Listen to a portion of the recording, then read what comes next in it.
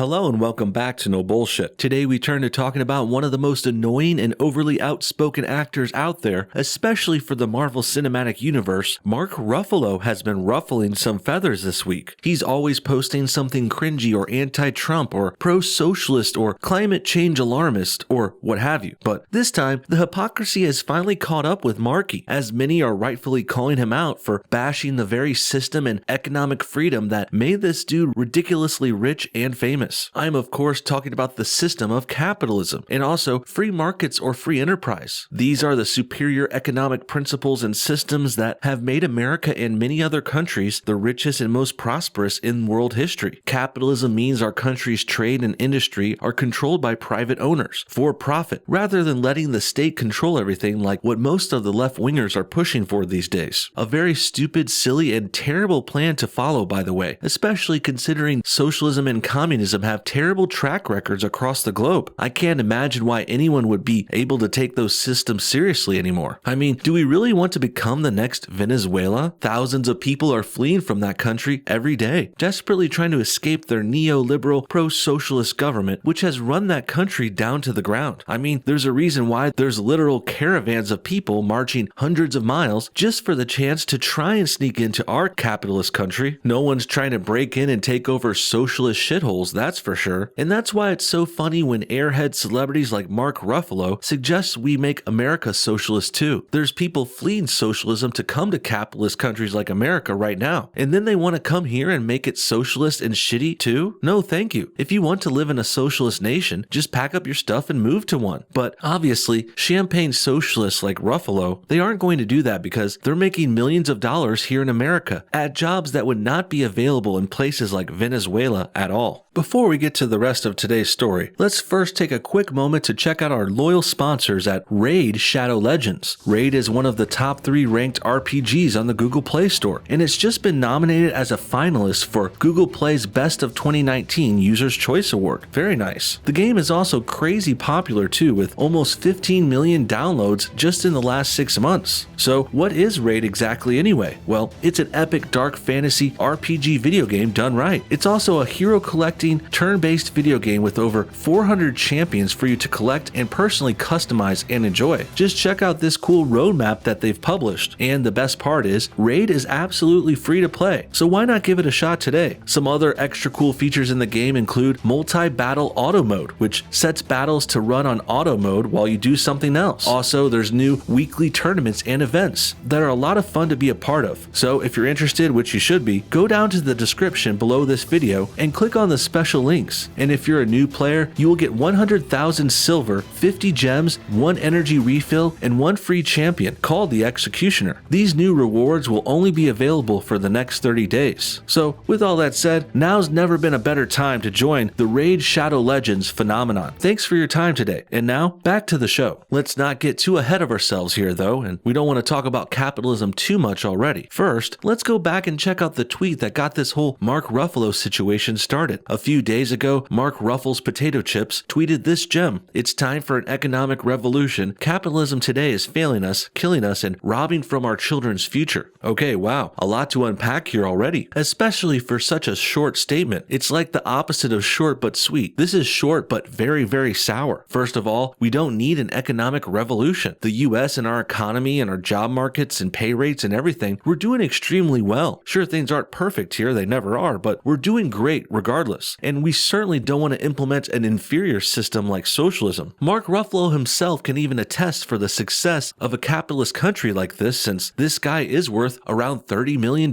so that really doesn't sound like he's failing here at all. Nor does he have to worry about his children getting robbed of their future like how he claims. I'm sure he could spend the rest of his life and still leave his kids $10 or $20 million if he wanted to. And also, would a failing kids not having a future kind of guy who really worried about this stuff, well, would he still be looking into buying $10 million properties in the Upper West Side, like how this article covers? Because I don't think so. That means Mark Ruffalo is clearly being dramatic then, and also rather hypocritical, since he is claiming a system is failing even though he has profited off it greatly for many, many years. Just imagine another situation here for a moment. Let's say you hear of another prominent celebrity bashing our healthcare system, for example, saying it's awful, failing, and needs a revolution and whatnot. But then you also find out that that same celebrity has been successfully using that system that they're bashing now for their entire lives. They could have been saved by our healthcare system multiple times even, getting a liver transplant, heart surgery, chemotherapy, and whatever, you name it. Regardless of the specifics though, let's say the hospitals they're bashing actually saved this person's life multiple times and also made them immensely healthier, better, and richer in life overall. So if that happened, would you then take that same celebrity person seriously if they later flip-flopped and said healthcare was the worst now and needed a revolution? Because I don't think so. I think we're all smarter than that. And I would also say Mark Ruffalo is in a very similar, probably much more hypocritical boat too. The other thing that really irks me about Mark Ruffalo and his preachy liberal propaganda pushing is this guy is doing the same thing all these other wannabe political actors and celebrities do. Just like when we covered Alyssa Milano earlier this week, Mark Ruffalo also does the same shitty thing where he's leveraging his fame and influence from other places and trying to spin that into his own low IQ activism and liberal cause pushing agendas. And while Mark might not have gotten as famous for his looks specifically, like how Alyssa Milano did, but Ruffalo did kind of get famous for being good looking too. Mark got famous playing the dreamy guy in a number of romantic comedies, amongst other gigs, largely based on him being attractive to females though. The main difference is Ruffalo actually had enough acting chops to back his hype up and spin his looks-inspired early fare into a more respectable and established, legitimate acting career later. With that said, don't get me wrong here either, guys. I actually like Mark Ruffalo and his acting and a lot of his work too. He can be funny, smart, and even charming on screen sometimes, and oftentimes. And his contributions to the Marvel Cinematic Universe while playing Hulk and Bruce Banner are certainly entertaining, fun, and welcome additions to American cinema. But even so, even liking this actor and his work a great deal, that doesn't make his pivot to preaching and pushing unrelated left-wing propaganda any better. In fact, I would say it could even make it worse here. With no-name actors who never got past TV work much, like Alyssa Milano, well, I really don't care as much when she used her fame to become an unrelated liberal activist. And even though Milano's silly political pushing is probably worse, I don't care as much because I never really liked her, aside from thinking she was pretty and hot like 20 years ago. But with Mark Ruffalo, it's a lot different. And it seems like more of a betrayal too, since I and many others really liked this guy and his work, and his acting was rather enjoyable for years too, but then he had to go and ruin it and pretend to be some kind of politician now. Like we should actually be taking his tweets and political musings seriously when we really shouldn't. If I want to know how to dress like a hipster and read lines in front of lights and cameras, I'll give Mark Ruffalo a call then. But as far as politics or capitalism or how to run a country or the world, well, if it comes to that, I think I'll get my advice elsewhere. Doesn't really seem like some celebrity would know about this stuff anyway. It's not like they're any more qualified than the rest of us. Next, let's check out the article attached to Mark's tweet and see how bad and cringy his anti-capitalism tear is going to get. The piece is called How America's Elites Lost Their Grip. Sounds interesting? Let's go ahead and check it out. A Democratic socialist, Bernie Sanders, is among the top contenders to be the next Democratic nominee for U.S. president. His rival and fellow Senator Elizabeth Warren is also among the top tier of candidates, declaring herself a capitalist who wishes to transform American capitalism with a wealth tax, a Green New Deal, and the elimination of private health insurance. A more centrist candidate, Mayor Pete Buttigieg of South Bend, Indiana, illustrated the shifting winds when he recently declared that neoliberalism is the political economic consensus that has governed the last 40 years of policy in the US and UK. Its failure helped to produce the Trump moment. Now we have to replace it with something better. In 2016, the Democratic Socialists of America, DSA, had 5,000 members. Since then, its dues-paying membership has multiplied more than tenfold. This new energy on the left terrifies chief executives and billionaires, and yet many of them have been voicing similar alarms about a crisis of capitalism. Ray Dalio, the billionaire co-chairman of the investment firm Bridgewater Associates, warned in April that America faced a national emergency and capitalism's failure to benefit more people, and he pronounced the American dream lost. The anti-capitalist impulse has some purchase on the right too. Before he pushed a tax cut that lined the capitalist pockets, Donald Trump ran, most improbably, as a Republican skeptical of the financial elite's loyalty to Americans. On Fox News, Tucker Carlson has entertained a surprising skepticism of capitalist doctrines and said positive things about Warren. Well, sounds like quite the slippery way of trying to say capitalism is failing and on its way out here. I also had to skip over a whole section of this article before this, talking about the history of Overton and the Overton window, which I guess was laying the groundwork for this section, which implies America, our people and politicians, are moving away from capitalist principles. And while this may seem true, especially if you're a typical leftist who believes everything the liberal-run mainstream media says fully, but the real truth and what all the people really think differs here greatly. Trump won the election in 2016 because America was ready to turn away from anti-capitalism and neoliberal dogma like this. But instead of being more reasonable and trying to appeal to more people, perhaps in the center more, well, instead of doing the sensible things that politicians should, Democrats instead decided to double down and go even farther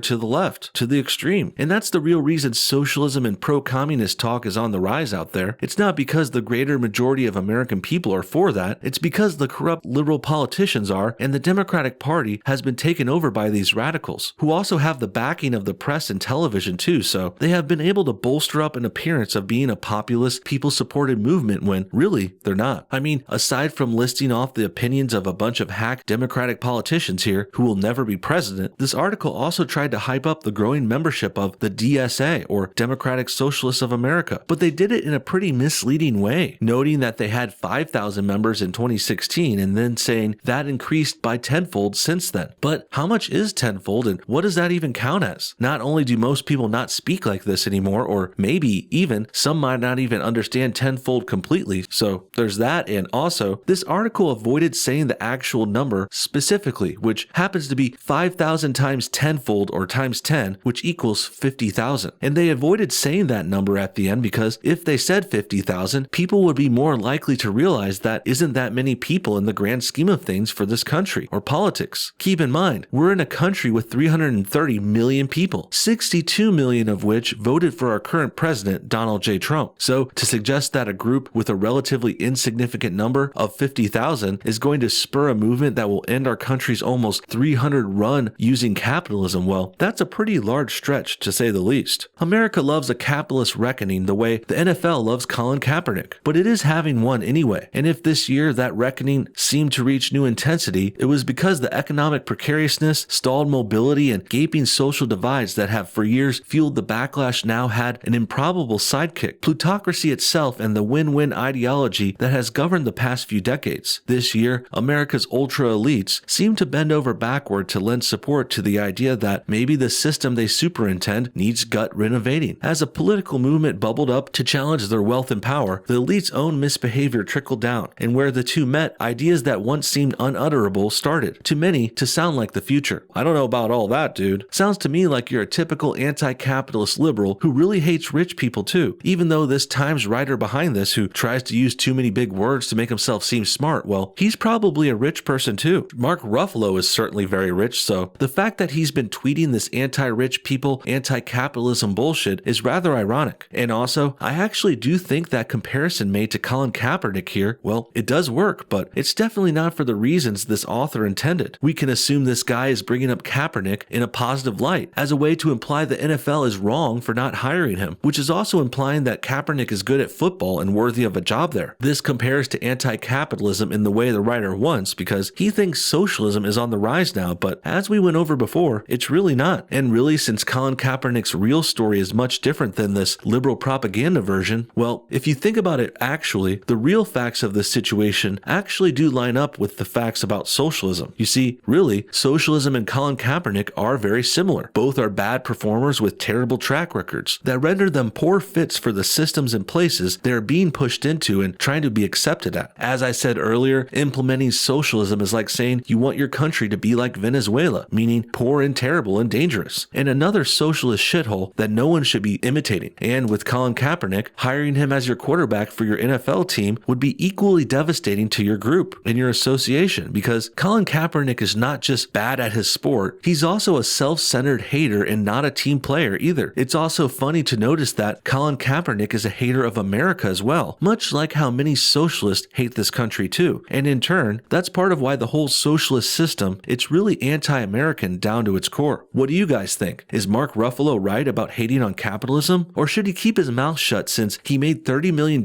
working in this system that he's complaining about? And what about the rise of socialism bit from this article? Is that really happening in a significant way? Or does it just seem that way because liberals and pro-socialists run the mainstream media? Comment your thoughts on everything below, and thanks for watching No Bullshit. Hit that like button if you enjoyed this video, and we'll see y'all next time.